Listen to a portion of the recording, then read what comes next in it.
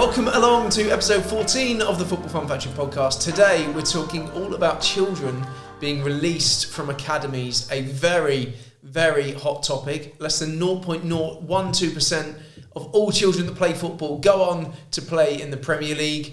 And with that in mind, when should children at all be released from academies? Johnny, this is a big one.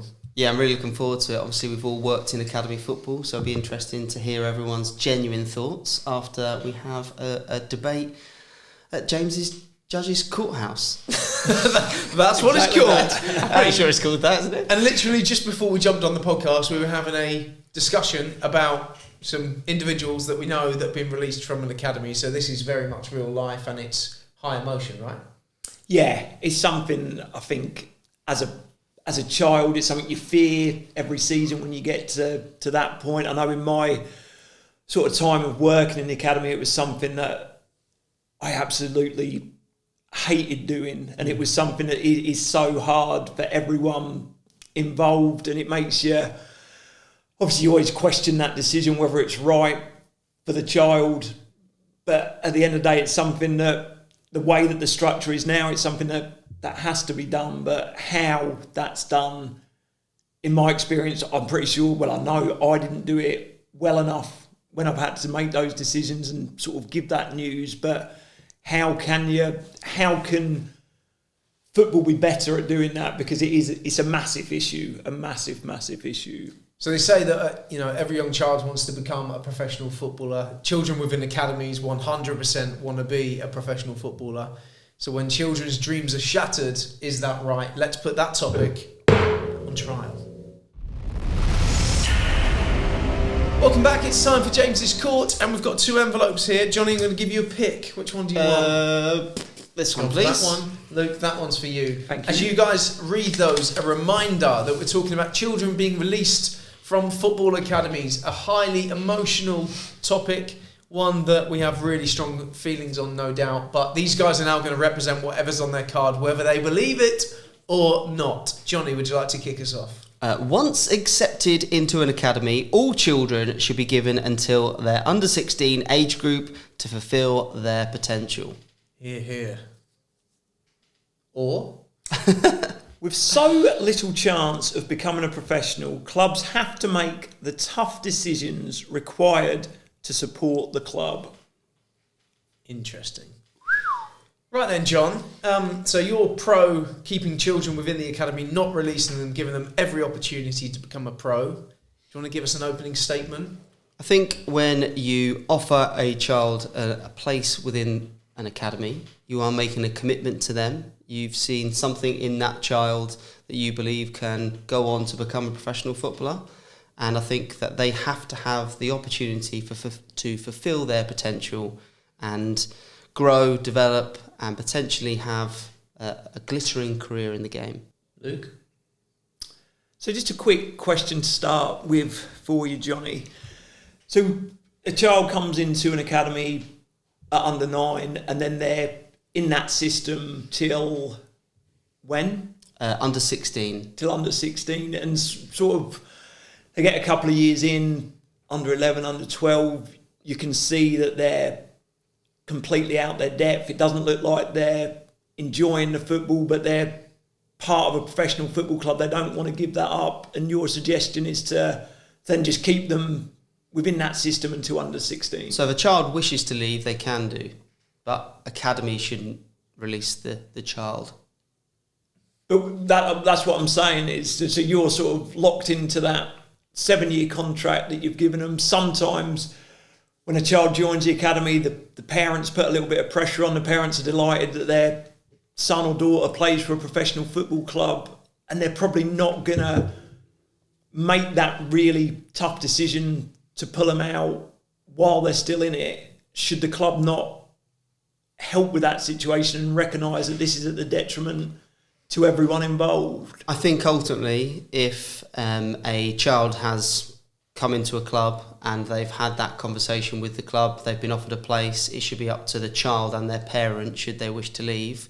I think ultimately, if you are taking a group of under 9s and taking them all the way through, the chances are that the structure's going to have to change slightly, and you're going to have more children within each and every team. So therefore, it would give you the opportunity to buy a band, to put children in different age groups to help support them with their development. But as you know, Luke, from your playing career, from your coaching career, everyone develops at different rates. So we have to give the children the opportunity to grow and develop. But would that disappointment be even greater, having been in that system for 7 years and then finding out where in reality you could have made that decision 2-3 years earlier, and maybe the disappointment wouldn't be as huge as a 16-year-old person then getting that delivered to them? I think it's easier for a 16-year-old to process the negative news of being released than it is a 10, 12, 13-year-old. So I think that they should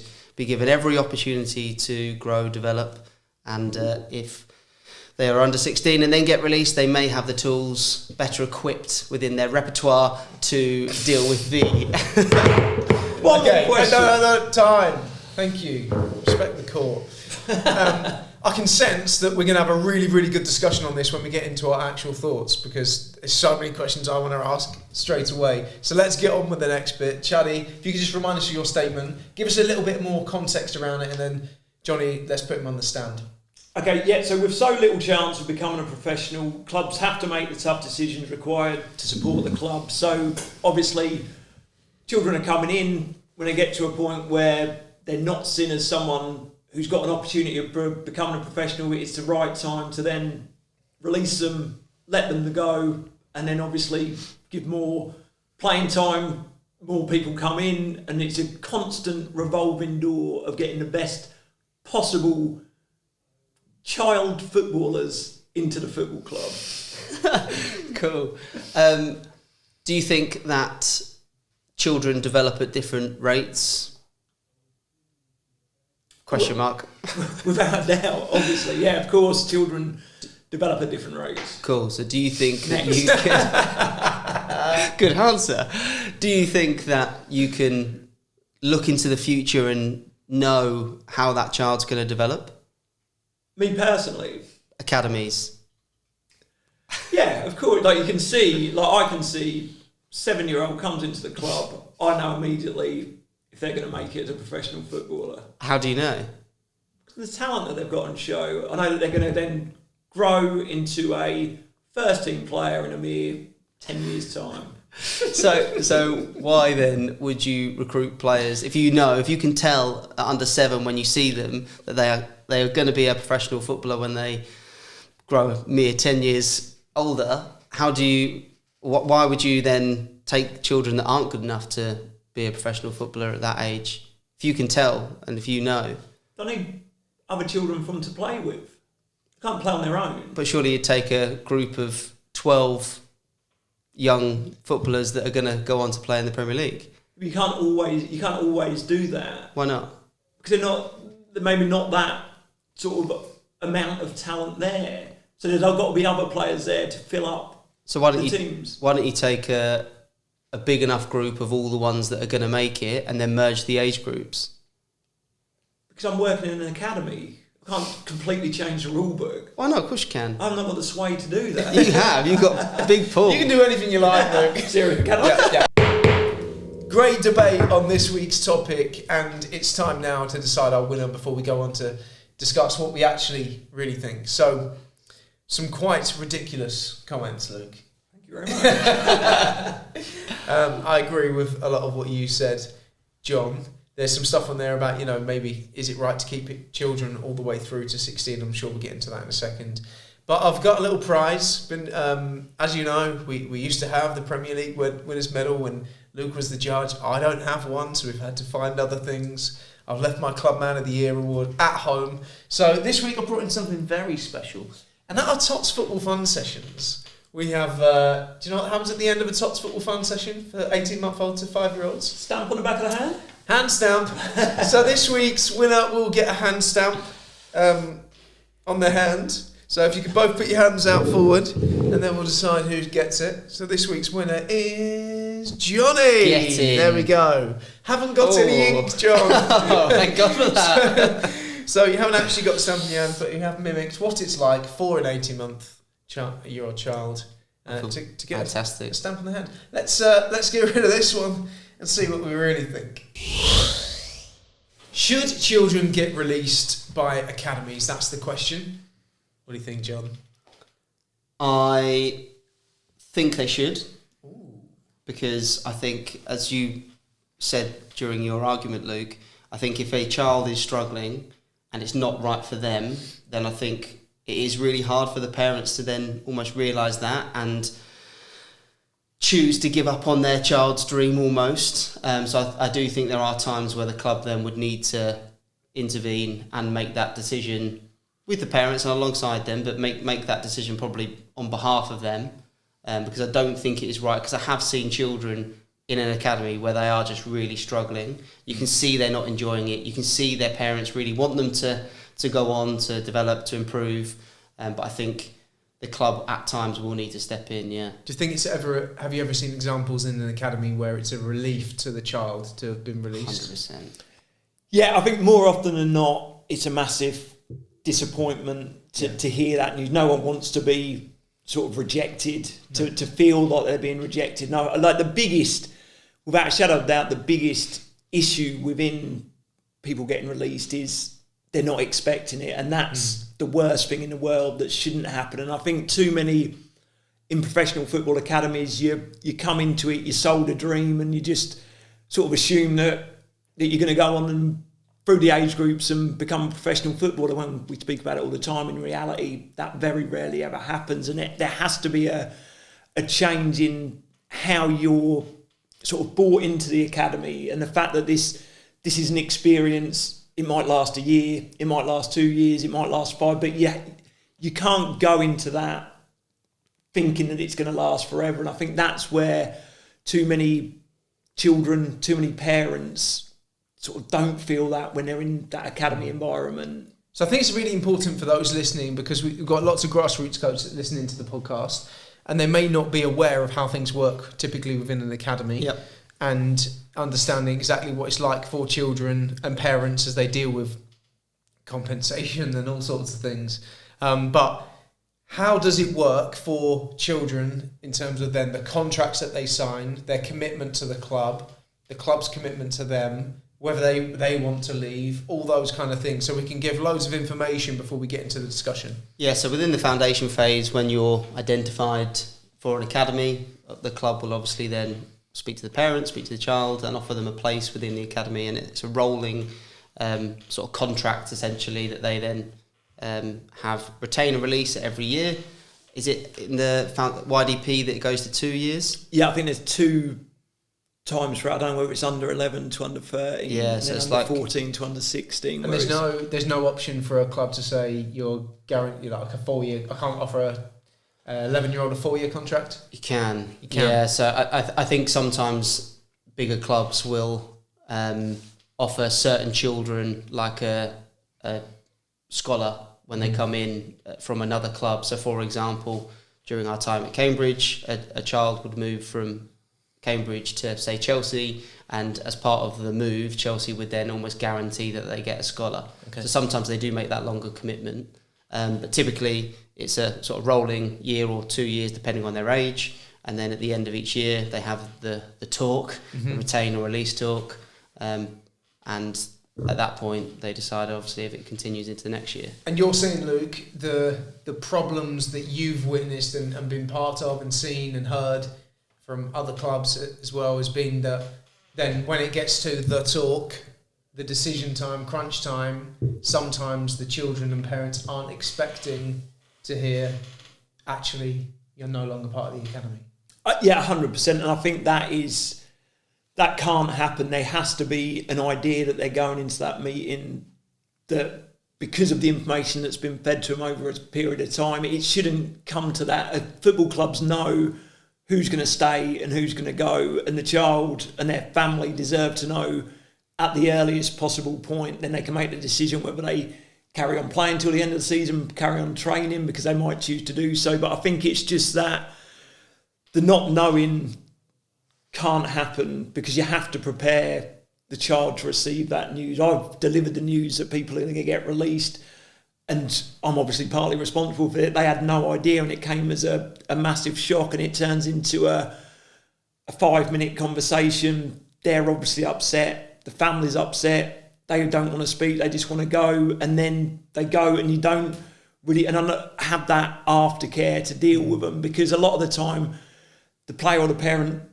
don't want to speak to you again because you've just released the person that they loved the most and shattered their dream of becoming a professional footballer. And that's one of the reasons why I got out of the role that I was in, because it just felt completely wrong, and like I as an individual and us as a football club weren't doing enough to support these children. John? I always say I would love to go back to academy football, because I do, as in like rewind, because I do it so differently. Because I think when I was in that environment, from what I know now and what I've experienced now and gone through in the last even 4 years, I would do it so differently within. What would you do differently? I think transparency is the biggest thing. I think we were always told to keep away from the parents, and we would just work with the children, and there was a little bit of a divide between coaches and parents. And I think getting them involved more and having more open conversations with them and involving them in the experience, I think is one thing. But then having full transparency on, like, because we did a lot of work behind the scenes to try and provide their children with the best possible chance and experience and everything else. But I don't think they probably knew some of the stuff that we were, and the conversations that we were having. Yeah. And actually including those on those conversations, I think, is really important. And I've been guilty in the past of probably going into those conversations and the children not knowing that they are going to get released, and like mortifies me now to think back at that, and definitely would change that throughout my time. And do clubs get it right? So when it comes to those big decisions, when it comes to retain or release, are clubs then making the right decisions? Yeah, without a crystal ball, you'll never know. So there are examples where children are released and then they get picked up by another club and go on to play professional football. I do think in some cases that being released is part of their journey that they needed. 100%. So that resilience that they get from that, the setback to then go on and progress. So sometimes it can be really good for them to go into another club, another environment, another experience, can be what they need at the time. But nobody knows. Like, if a child of 7 years old, of 16 years old, you still don't know if they're going to... You can have an estimated guess, but you haven't got a clue if that child's going to become a professional footballer or not. There's so many moving parts. And I think that's sort of a frustration where people perceive that they do know, when in reality, none of them have got any idea whatsoever. I remember, like, no one's journey is linear. There's ups and downs for everyone. I was thinking you'd spoke to most players that are playing in the Premier League, they've felt some form of rejection at some point. I remember when I was about 10, going to train at Cambridge United and getting told after 3-4 weeks that they didn't want me to come anymore, and felt devastated by it. But without doubt, that helped me sort of grow that. So let's just dig into that quickly. So 10 years old, Cambridge in which division? Probably it would have been Division 3 back then, so League 1, probably the same league that they're in now. Okay, but then didn't want you as a 10-year-old to keep playing with them. Then what happened? Just went back to play grassroots football. Then 13 went to Arsenal, 14 Manchester United, and then into the... Don't list all the other clubs. No, we haven't got time. Yeah. But then, so went on to have a professional career after being told by a effectively League 1 club that you're not good enough to train with us. And that in itself, for me, is the big thing. That we have to give children opportunities to play, and have to give children every opportunity to fulfil their potential. So let's park that for a second, because we could talk about it all day. Yeah. Children being released from academies, completely wrong. Children being released from grassroots clubs, or not being able to play. You're only allowed to train with us because you're not good enough to play on a Saturday. If that, like, you even saying that is absolutely crazy. Like, how, like... But it happens. Yeah, and that really does sort of blow my mind, really, because grassroots football is called grassroots football because it's an opportunity for everyone to play football. And I think that's where there's many things wrong in football, but that's right up there with the worst that I've ever heard. And have you heard examples of that, Johnny? Like, is it? Am I dramatising it, or does it actually? No. I think definitely clubs don't have space. So there are some teams that don't have space, so they have to turn people away. There are then examples of clubs then picking the best ones and turning the perceived worst players away. And I think it's mental. I think it's absolutely heartbreaking to hear that someone's trying to get the best team, and it's just so bonkers. I saw sorry to interrupt, Judge James, but I saw someone show me something. I haven't got the gown or the wig on. Interrupt as much as you want. Let's all interrupt each other. Someone showed me something on social media the other day, and it was on a grassroots footballing page or something. It was a message from a manager of an under-7 football team saying he was looking for a goalkeeper that was a good shot stopper, a good size, and can play out comfortably from the back. And I like that sort of thing. It blows my mind. You almost think like stuff when you see stuff like that, it must be a parody. I mean, mental. I was going to say exactly the same thing, and I thought you were going to say that. I thought maybe the same person contacted you, but actually, mine was a similar example. Under 10s, but they were running trials and were opening the trials for experienced players. Oh my God. And look, there's so much good that goes on within the grassroots game. Yeah, so I don't 100%. want to sit here and dramatise it and make it sound like there's loads of dinosaur coaches out there that are doing a bad job. It's just that sometimes, have you heard of the squeaky wheel? So you hear a squeaky wheel in a car up the road, it drives around the corner and it's a Lamborghini. Sometimes it's the squeaky wheel that really stands out, and the squeaky wheel in football coaching is the dinosaur coaches that are out there that you hear those stories, and I say it and you say it and it goes on a podcast and then suddenly everyone's talking about it. But in grassroots football there is a minority, and there are coaches, sometimes parents, that then have an ego that kind of outstrips kind of what the game's all about, which is presenting opportunities, giving children the chance to play, putting smiles on faces, and making sure that everyone, irrespective of age, gender, ability, whatever it might be, can play the game of football and benefit from it as much as possible. So that's a little roundup of this week's topic, but we're going to go into some quick fire questions with Luke Chadwick. Time for quick fire questions. I always want to jump in first because I'm so excited to hear the answers. As a Norwich City fan, I am a Canary, and I'd love to know all about your time at Norwich City Football Club, Luke. Okay, so good question, James. Thanks for that.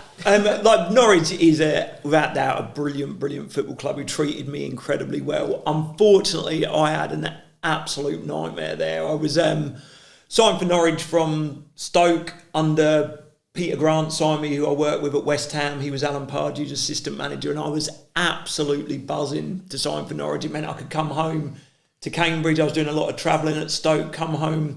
Debut was against Ipswich at Portman Road in the East Anglian derby.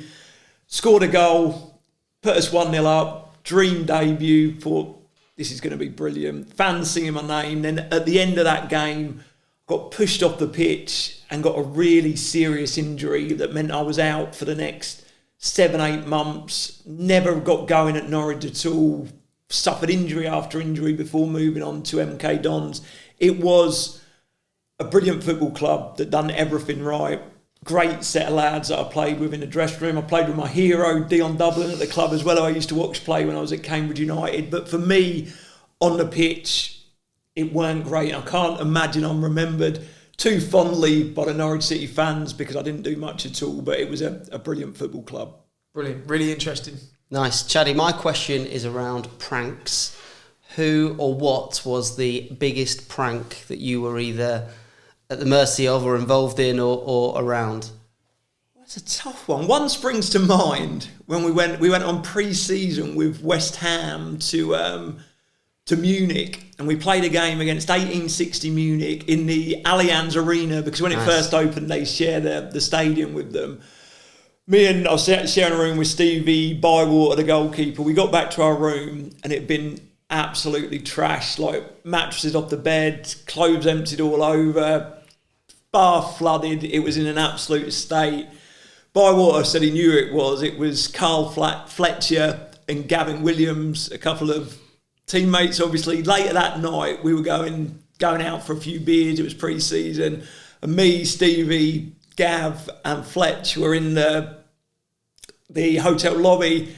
And Bywater kept winking at me and said he's going to go and get the room key and do something to their room for me to keep them talking. So I was having a very boring conversation, I can imagine, with them two. Bywater come back to reception, gave the key back in, their room key, and had a massive smile on his face. We went out for a few beers, come back. They've opened the room key. We went back to their rooms. Bywater wanted to show me what he's done. What I walked into was something I've never seen before. He'd got their mattresses and pushed them out the window. So they were on the car park outside. He'd completely trashed their room. So Fletch and Gav had to go out to the car park, get their mattresses and carry them back through the hotel lobby to take it back there. That was one I can remember, but yes, nice. I'll leave it there. I don't want to go too far. I'm sure there's many more that you can't share on the Football Fun Factory podcast. Maybe the X-rated edition. Thanks for joining us for episode 14, and we cannot wait for the next one.